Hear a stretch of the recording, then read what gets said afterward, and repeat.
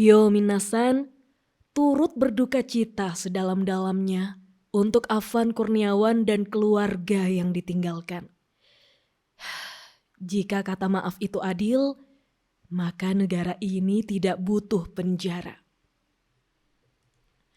Chapter 1158 One Piece telah rilis dengan judul Rocks vs Harald, di mana pada chapter kali ini pertemanan Rocks dan Harald harus berakhir karena perbedaan cara pandang, serta God Valley akhirnya diperlihatkan.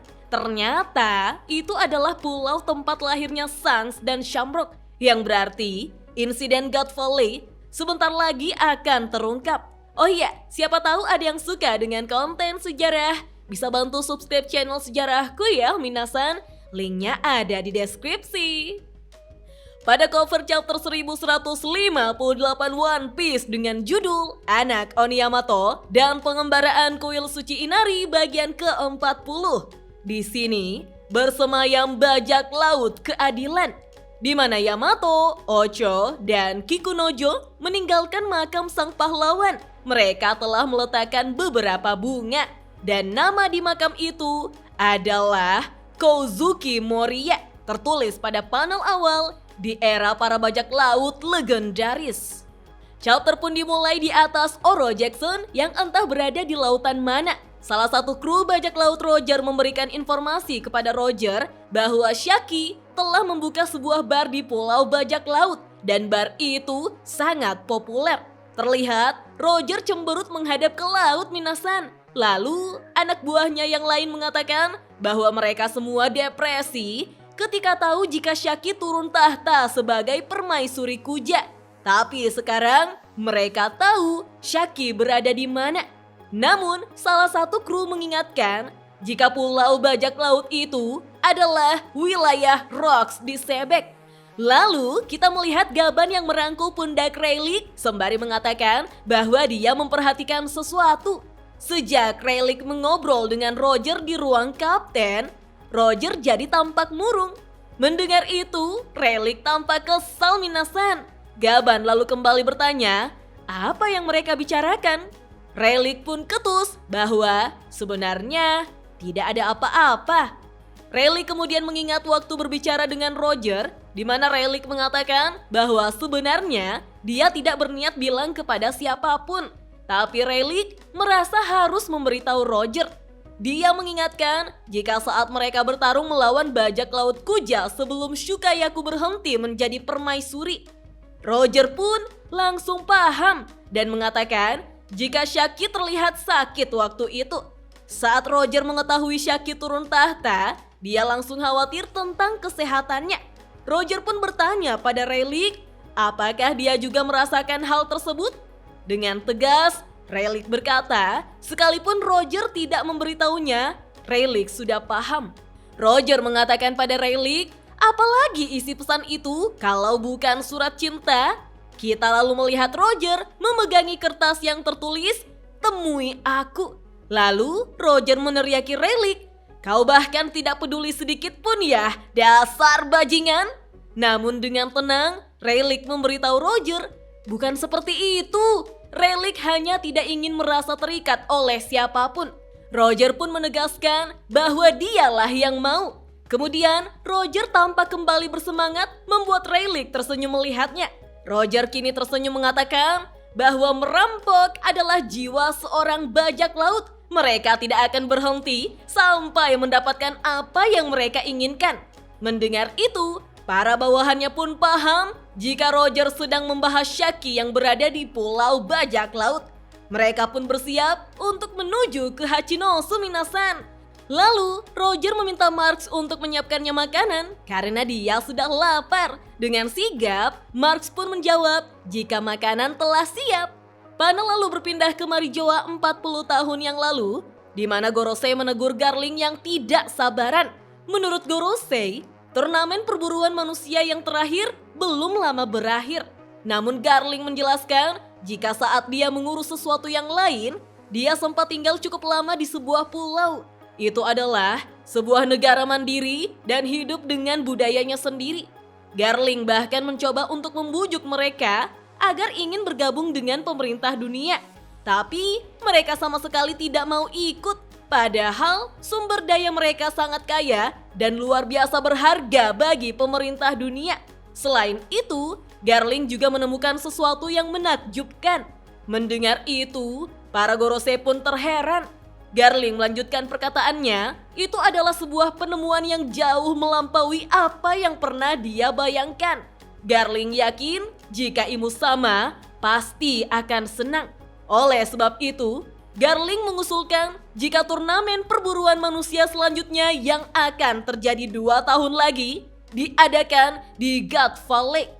Pan lalu berpindah ke Bar Shaki di mana ada antrian panjang untuk masuk ke Bar Shaki. Bahkan ada yang terkejut karena harganya yang sangat mahal sedangkan dia tidak punya uang sebanyak itu. Membuat Shaki menyuruhnya untuk antri paling belakang karena dia akan kerja rodi selama 2 tahun tanpa bayaran. Buset, Shaki ternyata punya ideologi yang sama dengan Nami ya, minasan.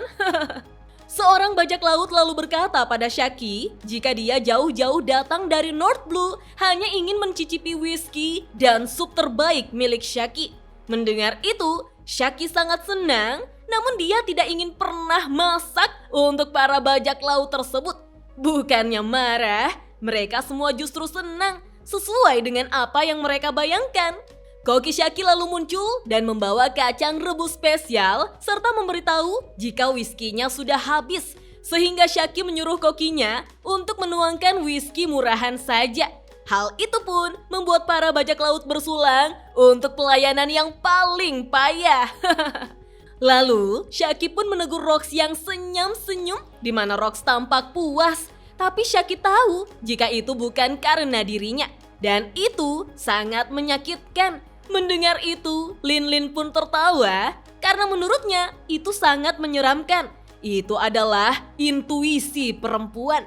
Rox pun marah dan menyuruh Lin Lin untuk diam karena itu adalah informasi rahasia. Namun Shirohige justru tidak paham apa yang sedang terjadi. Membuat Stacy berkata, apakah Shirohige buta? Jelas sekali jika Rox senyum-senyum begitu karena dia berhasil mendapat perempuan bahkan juga memiliki anak. Wah, sayangnya kita tidak diperlihatkan anak dan istri Rox ya, minasan. Tiba-tiba Roger pun datang. Dia langsung berteriak, "Shaki, aku datang!" Kita juga diperlihatkan Gaban yang ikut berteriak, "Shaki-chan!" Para bajak laut yang ada di dalam bar pun terkejut melihat kemunculan bajak laut Roger. Mereka bahkan cepat-cepat memotretnya. Shaki pun berbalik untuk melihat Roger. Lalu Rox menghadang Roger dan berkata, berapa kali dia harus katakan jika pulau ini adalah miliknya? Namun Roger membalasnya jika ini adalah bar Shaki. Tidak boleh ada perkelahian di antara pelanggan. Apakah Rox paham? Jadi, tutup mulutmu dasar landak sialan.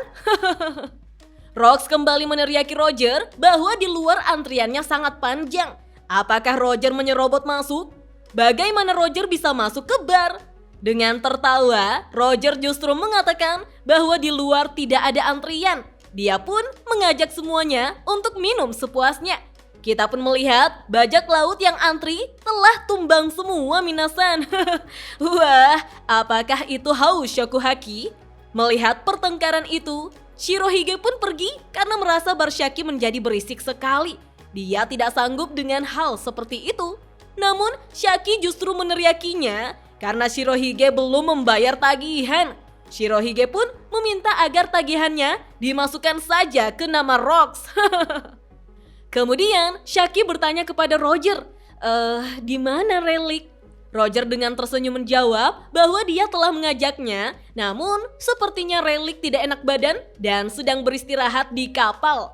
Tiba-tiba Gloriosa melompati Roger di mana Gloriosa sangat rindu sekali. Bahkan Gloriosa meminta Roger agar malam ini dia bisa menginap di kapalnya. Namun Roger justru meneriaki Gloriosa kalau dia sudah bilang tidak. Mana mungkin Roger membiarkan wanita mabuk cinta seperti Gloriosa naik ke kapalnya. Tapi untuk Shaki berbeda. Mendengar itu, Gloriosa pun protes. Logika macam apa itu? Dengan wajah imut, Shaki justru berkata jika dia tidak keberatan.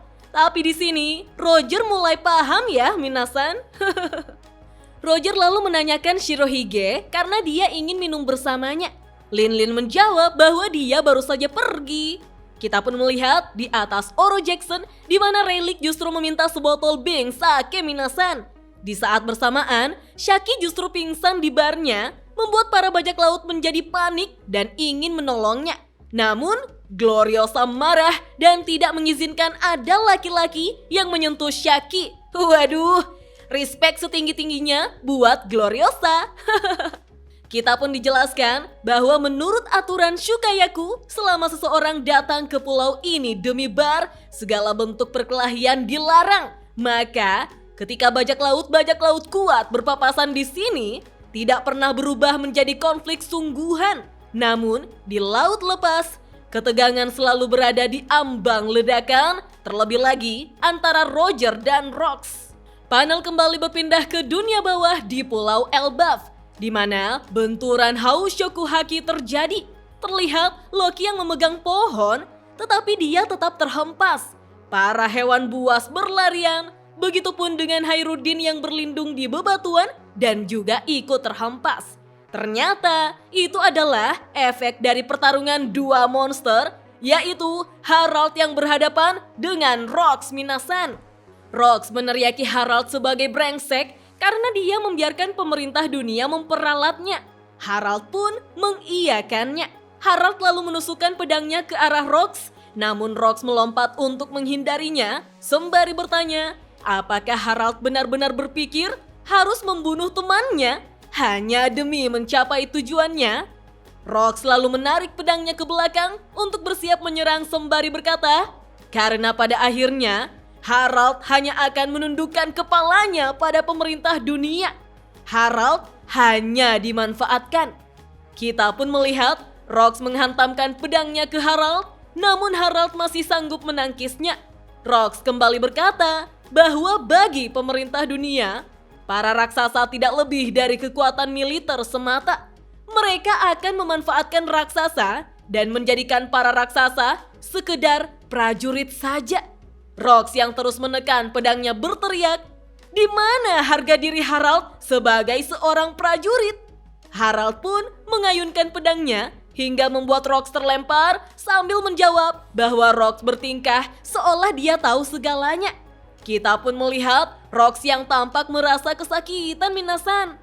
Lalu dengan tegas, Harald menjelaskan bahwa masa lalu penuh kekerasan dari yang disebut para prajurit inilah yang kini menjadi belenggu, membuat Elbaf tak pernah bisa meraih kedamaian. Namun, Harald justru mengingat di mana para warga pulau lain yang pernah dia tolong berkata bahwa mereka mengetahui jika Harald itu orang baik. Tapi dulu, negara mereka pernah diserang oleh para raksasa, sehingga rasa takut itu tidak bisa mereka hapus begitu saja. Harald kembali memberitahu Rox bahwa sebodoh apapun Tenryubito, pada akhirnya merekalah yang memegang otoritas untuk membawa Elbaf masuk ke lingkaran dunia ini. Sembari memegang kepalanya yang mengeluarkan darah, Rox menyuruh Harald untuk berhenti bicara. Lalu tiba-tiba, serangan mengejutkan pun dilancarkan, membuat Harald sampai terlempar minasan. Rox mengatakan bahwa Harald adalah pengecut yang tidak punya nyali.